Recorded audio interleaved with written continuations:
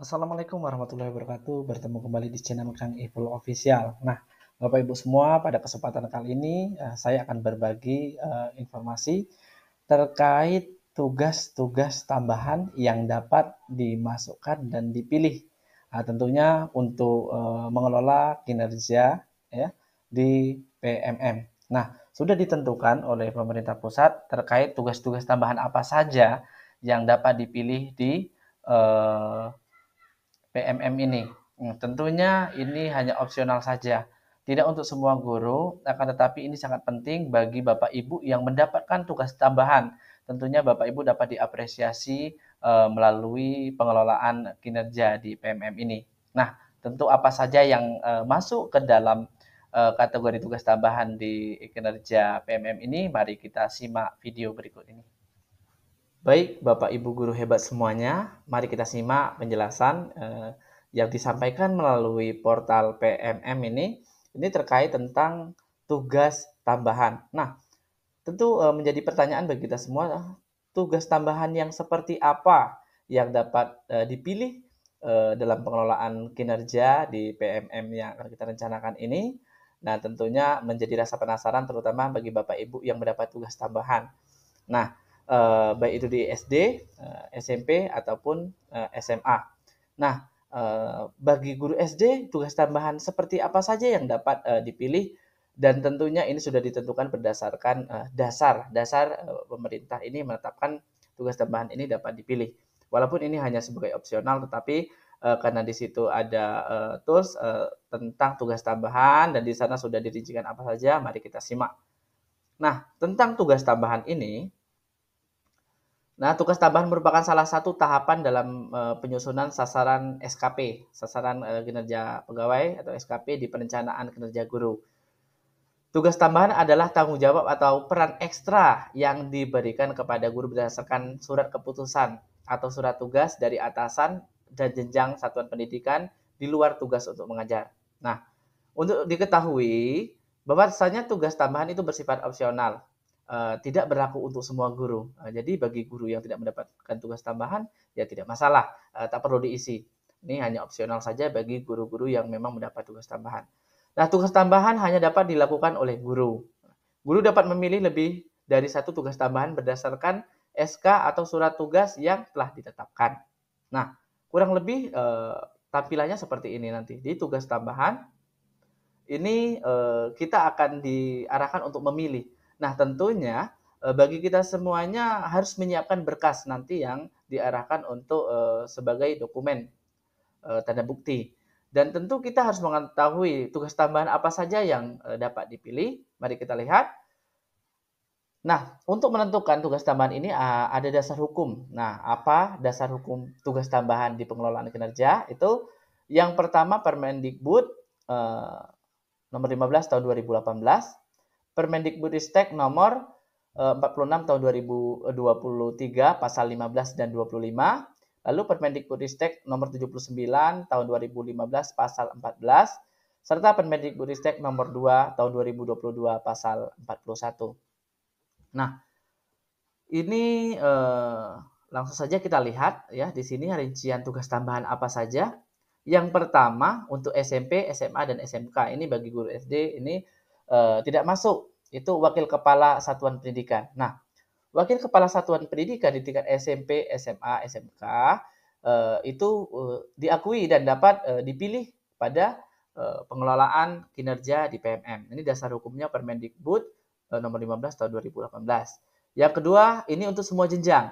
Untuk semua jenjang ini masuklah pendidikan dasar. SD juga masuk ada kepala perpustakaan. Jadi bagi Bapak Ibu yang mendapat SK ya ataupun surat tugas tentang kepala perpustakaan, itu dasarnya Permendikbud nomor 15 tahun 2018. Ini dapat dipilih dan masuk. Lalu untuk SMK, ketua program keahlian. Nah, ini ada di SMK. Sama juga dasar hukumnya. Lalu untuk SMP, SMA, dan SMK itu kepala laboratorium bengkel, unit produksi, teaching factory ini untuk SMP, SMA, dan SMK.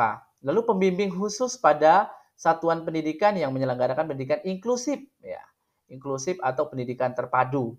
Ini untuk semua jenjang. Nah, ini untuk semua jenjang ini berarti masuklah sampai ke SD. Nah, lalu wali kelas. Wali kelas itu ada SMP, SMA, dan SMK. Ini dasarnya juga sama. Lalu pembina OSIS. Pembina OSIS SMA, SMP, dan SMK. Sama juga dasar hukumnya. Lalu pembina ekstrakurikuler. Pembina ekstrakurikuler ini masuk di SD juga ada ya bagi Bapak Ibu yang menangani atau mendapatkan tugas sebagai pembina ekstrakurikuler itu juga masuk ke dalam tugas tambahan pada pengelolaan kinerja di PMM ini. Ini dasar hukumnya Permendikbud nomor 15 tahun 2018. Lalu koordinator pengembangan keprofesian berkelanjutan PKB. Ini ada di semua jenjang. Lalu koordinator penilaian kinerja guru PKG di semua jenjang juga. Koordinator bursa kerja khusus BKK ini hanya ada di SMK saja. Ya. Lalu guru piket ini di semua jenjang. Jadi Bapak Ibu walaupun guru SD ya atau pendidikan dasar lainnya itu apabila mendapat tugas tambahan sebagai guru piket juga bisa dimasukkan. Nah, ini nanti ada beberapa dokumen sebagai bukti dukungnya juga. Ini untuk SMK Ketua Lembaga Sertifikasi Profesi Pihak Pertama LSP 1. Nah, ini di SMK. Ini dasar hukumnya. Lalu penilaian kinerja guru ini di semua jenjang. Ini juga bisa dipilih nanti pengurus organisasi atau asosiasi profesi tingkat nasional. Tingkat nasional ini semua jenjang. Tingkat provinsi. Nah, ini di semua jenjang juga. Walaupun guru SD, kalau pengurus organisasi atau asosiasi profesi tingkat provinsi ataupun nasional itu dapat dipilih atau masuk ke dalam pengelolaan kinerja di PMM ini. Lalu pengurus organisasi asosiasi profesi tingkat kabupaten kota. Jadi batas terendahnya itu hanya sampai di kabupaten kota, sampai ke tingkat nasional. Nah, untuk kecamatan itu sepertinya belum ada di sini yang diakui ya, dan yang masuk dan dapat dipilih hanya 3 tingkat, nasional, provinsi, dan kabupaten. Lalu tutor pada pendidikan jarak jauh, pendidikan dasar, dan pendidikan menengah. Ini semua jenjang. Ini dasar hukumnya. Lalu operator dapodik. Nah, ini operator dapodik. Seandainya guru mendapatkan tugas tambahan sebagai operator dapodik, ya, ini di semua jenjang dapat dipilih ataupun masuk kepada tugas tambahan guru. Ini dasarnya Permendikbud nomor 79 tahun 2015. Lalu bendahara sekolah. Nah, bendahara sekolah. Jadi Bapak Ibu bendahara sekolah di semua jenjang ini masuk ke dalam tugas tambahan di pengelolaan kinerja di PMM ini. Inilah dasar hukumnya pasal 41 Permendikbudristek nomor 2 tahun 2022. Nah, seperti saya itu termasuk bendahara sekolah, jadi dapat ditambahkan di tugas tambahan itu sebagai bendahara sekolah.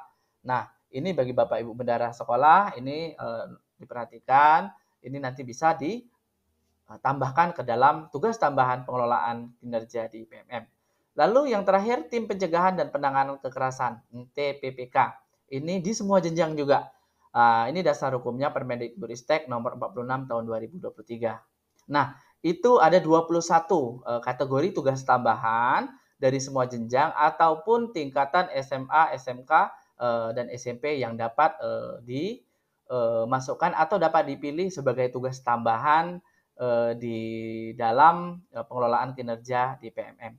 Jadi itu beberapa rincian tugas tambahan. Silakan bagi Bapak Ibu yang mempunyai tugas tambahan sebagaimana tadi saya bacakan, ini bisa ditambahkan di pengelolaan kinerja di PMM kita. Nah, rasanya hanya itu saja penyampaian saya kali ini. Mudah-mudahan membantu Bapak Ibu semuanya untuk menilik kembali, memahami kembali tentang tugas tambahan apa saja yang dapat dipilih dan dimasukkan di pengelolaan kinerja di PMM kita. Mudah-mudahan ini membantu Bapak Ibu semuanya. Terlebih terkurang saya mohon maaf. Terus dukung channel Kang Ipul Official dengan komen, like, share, dan subscribe. Mudah-mudahan dengan bantuan Bapak Ibu semuanya channel ini dapat berkembang dan terus menyampaikan informasi-informasi tentang pendidikan. Saya akhiri dengan wassalamualaikum warahmatullahi wabarakatuh.